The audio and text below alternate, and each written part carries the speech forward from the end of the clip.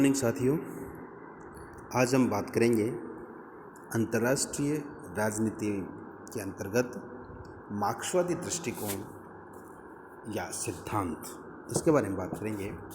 इससे पहले वाली क्लास में हमने आदर्शवादी और यथार्थवादी सिद्धांतों के बारे में चर्चा करी थी। आज हम अंतर्राष्ट्रीय संबंधों में और अंतर्राष्ट्रीय राजनीति में मार्क्सवादी सिद्धांत, इसके बारे में बात करेंगे। अंतर्राष्ट्रीय राजनीति को एक समग्र दृष्टि से संपूर्ण अंतर्राष्ट्रीय व्यवस्था के संदर्भ में समझने के लिए प्रयास पर मार्क्सवादी सिद्धांत बल देता है। अर्थात कि जो अंतर्राष्ट्रीय राजनीति का है उसको समग्र एक दृष्टि से कैसे समझा जाए और संपूर्ण अर्थव्यवस्था, अंतर्राष्ट्रीय व्यवस्था के रूप में इसको कैसे समझा जाए, इसके ऊपर ये फोकस करता है। इसमें अंतः शास्त्रीय अध्ययन दृष्टिकोण निहित है, अर्थात अनेक अन्य शास्त्रों का भी इसमें अध्ययन का दृष्टिकोण है। इस उपागम के अनुसार सामाजिक विज्ञानों को, जो समाजशास्त्र के विज्ञान हैं, उनको स्वायत्त अनुशासनों के रूप में रखने से महत्वपूर्ण अंतर्राष्ट्रीय प्रश्न, इंटरनेशनल क्वेश्चंस, मुद्दे और घटनाएं राजनीति, अर्थशास्त्र, समाजशास्त्र और मनोविज्ञान के अलग अलग शैक्षणिक स्कूलों के बीच विभक्त होकर रह जाते हैं। यानी कि इनकी जो जितने भी मुद्दे हैं वो अपने अपने अलग अलग क्षेत्र में बट कर रह जाते हैं। इससे समस्याओं के समाधान नहीं होते, यानी एक व्यापक विस्तृत दृष्टिकोण हो जाता है, तो इनके समस्याओं के समाधान नहीं हो पाते और समस्याएं शैक्षणिक विवादों में उलझकर रह जाती हैं। इसलिए यह संपूर्ण अंतर्राष्ट्रीय राजनीतिक व्यवस्था को एक इकाई या संदर्भ मानकर उसकी प्रक्रियात्मक अभिव्यक्तियों को समझने का प्रयास करते हैं। यह जंगल में लगी आग पर ध्यान केंद्रित करने की बात करता है, एक एक पेड़ की चिंता नहीं करता। अर्थात इससे ये समझ में आया कि जो समाजशास्त्र के विभिन्न दृष्टिकोण हैं, विभिन्न शास्त्र हैं, उन शास्त्रों का अलग अलग अध्ययन ना करे, एक समग्र अध्ययन के ऊपर ये फोकस करता है अंतर्राष्ट्रीय राजनीति का मार्क्सवादी सिद्धांत। मार्क्सवादी अंतर्राष्ट्रीय राजनीति को वैश्विक स्तर पर वर्ग संघर्ष के प्रतिरूप में देखता है। अर्थात जो अंतर्राष्ट्रीय राजनीति है उसमें वर्ग संघर्ष वैश्विक परिदृश्य पर होता रहता है। इसमें पूंजीवादी क्या करते हैं, जो भी पूंजीवादी देश हैं वो निर्धन राष्ट्रों का शोषण करते हैं और अपने न्यस्त राष्ट्र हितों की सुरक्षा के लिए युद्धों तथा विस्तारवाद की नीति को अपनाते हैं।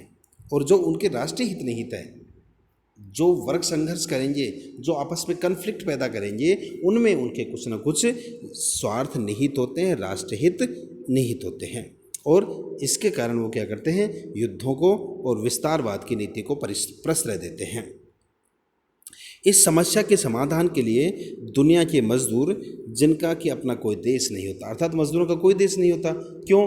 क्योंकि वो तो जहाँ भी जाएंगे उनके साथ दो वर्गों में बटे होने का व्यवहार किया जाएगा। अर्थात वो निर्धन है, इसलिए निर्धनों के साथ पूंजीपति वैसा ही व्यवहार करेंगे जैसे अन्य राष्ट्रों में करेंगे। इस समस्या के समाधान के लिए दुनिया के मजदूरों, जिनका अपना कोई देश नहीं होता, जो केवल अपने वर्ग से संबंधित होते हैं, इनका कोई देश नहीं होता, संगठित हों। ये आह्वान करता है कि ये जो मजदूर हैं वो संगठित हों और पूंजीवाद तथा उससे संबंधित सभी बुराइयों को उखाड़ फेंकें। अर्थात जितनी भी बुराइयां हैं उनको उखाड़ फेंकने का काम ये करें। तात्कालिक उद्देश्य पूंजीवाद का अंत और अंतिम उद्देश्य अंतर्राष्ट्रीय स्तर पर एक साम्यवादी समुदाय का निर्माण करना। तात्कालिक परिदृश्य में क्या होगा कि पूंजीवाद को नष्ट कर दो, और बाद में जो उद्देश्य, उसका लास्ट का उद्देश्य क्या होगा, वो ये होगा कि एक अंतर्राष्ट्रीय स्तर पर साम्यवादी देश समुदाय का निर्माण करना, जिसमें पूंजीवादी व्यवस्थाओं की बुराइयां, शोषण, आर्थिक विषमता, विस्तारवाद और युद्ध नहीं होगा। अर्थात जो साम्यवादी व्यवस्था आएगी उसमें पूंजीवादी व्यवस्था की सभी बुराइयां नष्ट हो जाएंगी, शोषण भी नष्ट हो जाएगा, आर्थिक विषमता भी नष्ट हो जाएगी, विस्तारवाद और युद्ध नहीं होगा। लेनिन इस सिद्धांत के पूरक 1917 की समाजवादी क्रांति के बाद इस विचारधारा की लोकप्रियता बढ़ी है। यानी लेनिन इस सिद्धांत के पूरक हैं और 1917 की जो क्रांति हुई उसके बाद इस विचारधारा की, मार्क्सवादी विचारधारा की लोकप्रियता को बढ़ावा मिला है। बुर्जुआ एवं मजदूरों का वर्ग संघर्ष अंतर्राष्ट्रीय स्तर पर अंतर्राष्ट्रीय राजनीति को भी प्रभावित करने लगा है। जो बुर्जुआ यानी पूंजीपति और मजदूरों का जो वर्ग संघर्ष है वो अंतर्राष्ट्रीय स्तर पर अंतर्राष्ट्रीय राजनीति को भी वर्तमान समय में प्रभावित करने लग गया है। अंतर्राष्ट्रीय राजनीति में संघर्ष चलता रहता है। पूंजीवादी राज्य तथा पूंजीवादी व्यवस्था वाले राज्यों, शोषित और गरीब और पिछड़े हुए राज्यों में आपस में संघर्ष चलता रहता है। अंतर्राष्ट्रीय राजनीति में जो विस्तारवाद की नीति है और युद्ध के द्वारा अमीर राज्य अपने गरीब राज्यों का शोषण करते हैं और इस दृष्टिकोण के अनुसार दुनिया में समाजवाद की स्थापना के बाद ही शोषण का अंत हो पाएगा, अन्यथा नहीं। मार्क्स विश्व को भौतिक जगत कहता है। मार्क्स विश्व को क्या कहता है? भौतिक जगत। इसमें घटनाएं तथा वस्तुएं एक दूसरे से संबंध होती हैं। जितनी भी वस्तुएं और घटनाएं होंगी आपस में को लिंक्ड होंगी। चूँकि भौतिक जगत में परिवर्तन निरंतर होते हैं, भौतिक जगत में तो परिवर्तन होते रहते हैं और होते रहते हैं, अतः सामाजिक जीवन में भी परिवर्तन होते रहते हैं। जो भौतिक जीवन में परिवर्तन होंगे, सामाजिक में परिवर्तन। इन परिवर्तनों का कारण भौतिक परिस्थितियाँ हैं और भौतिक परिस्थितियों से मार्क्स का अभिप्राय आर्थिक संबंधों से है, यानी आर्थिक संबंध बदलते रहते हैं। मार्क्स वर्ग संघर्ष के सामाजिक परिवर्तन का साधन मानता है। मार्क्स क्या कहता है? वर्ग संघर्ष क्यों होता है? सामाजिक परिवर्तन के लिए होता है। इतिहास वर्गों के संघर्ष का इतिहास रहा है। प्राचीन समय से अगर अपन बात करें तो शुरुआत से ही दो वर्ग हमेशा से बटे रहे हैं, पूंजीपति या बुर्जुआ, श्रमजीवी या सर्वहारा। मजदूर वर्ग का संघर्ष क्रांति का रूप लेता था। जो मजदूर हैं वो फिर संघर्ष करते हैं और एक क्रांति के रूप में उभर कर सामने आते हैं। रूप ले लेता है जिसमें सर्वहारा वर्ग बुर्जुआओं को सत्ता से हटाकर, सत्ता से निष्कासित कर अपना प्रभुत्व स्थापित करेगा। ये कल्पना करी जा रही है मार्क्स के द्वारा।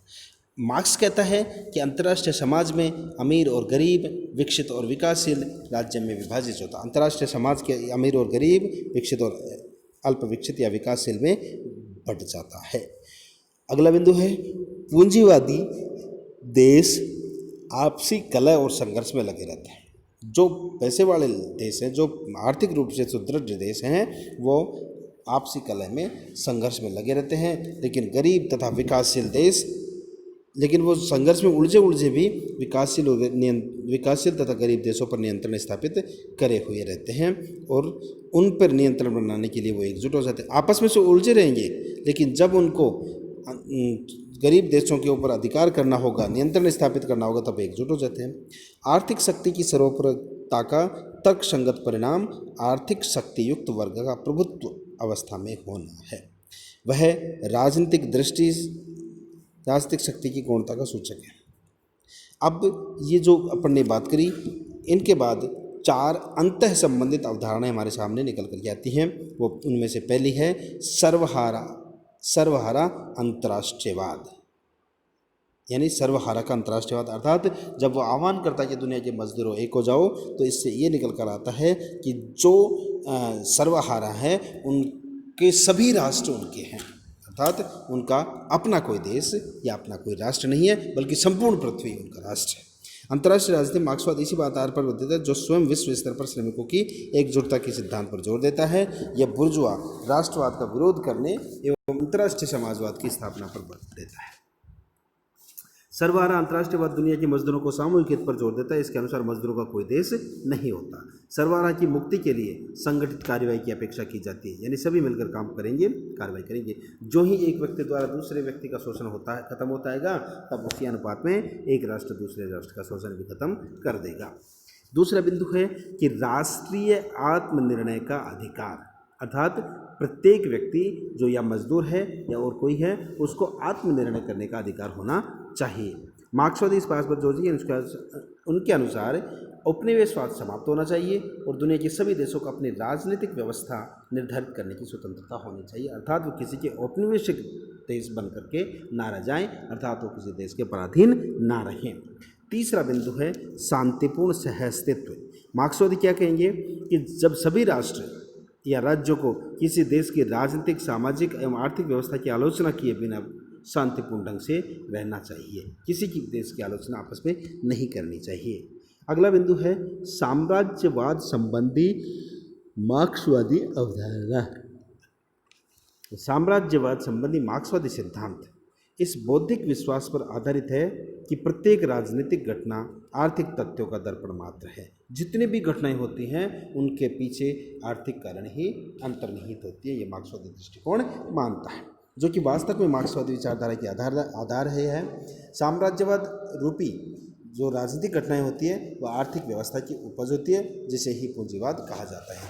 मार्क्सवादी सिद्धांत कहता है कि पूंजीवाद समाज अपनी परिधि के भीतर, पूंजीवादी जो समाज है वो अपने क्षेत्र के भीतर ही अपनी उपज के अनुपात में व्यवसाय का पर्याप्त क्षेत्र प्राप्त नहीं कर पाता और अपनी पूंजी को फिर से उद्योग में लगाने का अवसर नहीं दे पाता। इसी कारण से उनमें अन्य गैर पूंजीवादी तथा अंत में पूंजीवादी क्षेत्रों में दासता की प्रवृत्ति प्रबल हो उठती है। अर्थात जो पूंजीवादी राष्ट्र है अपने क्षेत्र को बढ़ाने के लिए दासता की प्रवृत्ति को बढ़ावा देते हैं। इससे उन्हें अपनी अतिरिक्त उपज की खपत के लिए पूंजीवादी देशों को भी अपना बाजार बनाना पड़ता है। इससे उन्हें स्वयं की अतिरिक्त पूंजी को उद्योग धंधों में लगाने का अवसर प्राप्त हो जाता है।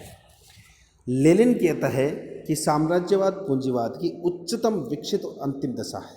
अर्थात साम्राज्यवाद लास्ट स्टेज है किसकी? पूंजीवाद की लास्ट स्टेज है, जिसमें वह उच्चतम विकसित और अंतिम दशा साम्राज्यवाद है।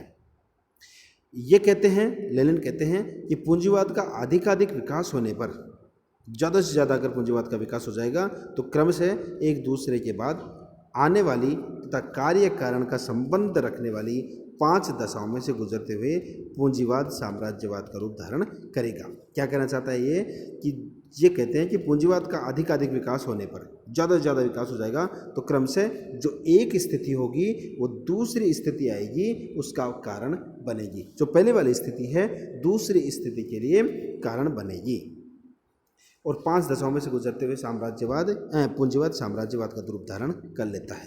लेनिन के मतानुसार पहली स्थिति आएगी उत्पादन और पूंजी का केंद्रीकरण, अर्थात उत्पादन के साधनों और पूंजी का एक जगह केंद्रीकरण हो जाएगा। लेकिन जब ये कारण होगा तो दूसरे कार्य को जन्म देगा। दूसरे कार्य को क्या जन्म देगा कि बैंकों का केंद्रीकरण होगा और उद्योगों और पूंजीपतियों का एकाधिकार स्थापित हो जाएगा। पहले तो उत्पादन का और पूंजी का केंद्रीकरण था, फिर बैंकों का केंद्रीकरण हुआ और उद्योगों और पूंजीपतियों का एकाधिकार हो गया। फिर जो तीसरी स्टेज आएगी वो पूंजी का निर्यात हो जाएगा। चौथी स्टेज आएगी उसमें साम्राज्य स्थापित करने का श्री गणेश हो जाएगा और जब 5वीं स्थिति आएगी उसमें पूंजीपति राष्ट्रों में भूमंडल का बंटवारा होने लग जाएगा।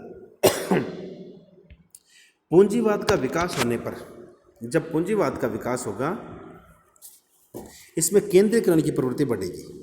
पूंजीवाद में क्या होता है कि पूंजी किसी एक व्यक्ति में अंतर्निहित करने की कोशिश की जाती है। अर्थात एक राष्ट्र में विभिन्न उद्योगों के बड़े बड़े संगठन, ट्रस्ट, मूल्य निर्धारित संघ बनने लगते हैं। सारे उद्योग मुट्ठी भर पूंजीपतियों के हाथों में समाहित हो जाते हैं। बैंकों पर भी उद्योगपतियों का हाथ होता है। पूंजीपति अपने देश में पूंजी लगाने और बढ़ाने से संतुष्ट न होकर दूसरे देशों में कम पूंजी लगाकर उद्योग स्थापित करने चाहता है। इससे क्या होगा कि एक राष्ट्र दूसरे राष्ट्र में कम पूंजी लगाकर ये अपने उद्योग स्थापित करने की बात करेगा।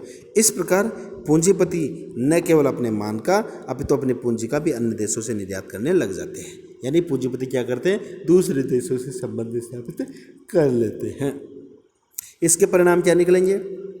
इसके पहला परिणाम निकलेगा कि साम्राज्यवाद का विकास होगा। अर्थात जो राष्ट्र है वो दूसरे राष्ट्रों पर आधिपत्य स्थापित करने की धारणा मन में बैठा लेगा। पूंजीपति अपनी पूंजी का जिस देश में लगाते हैं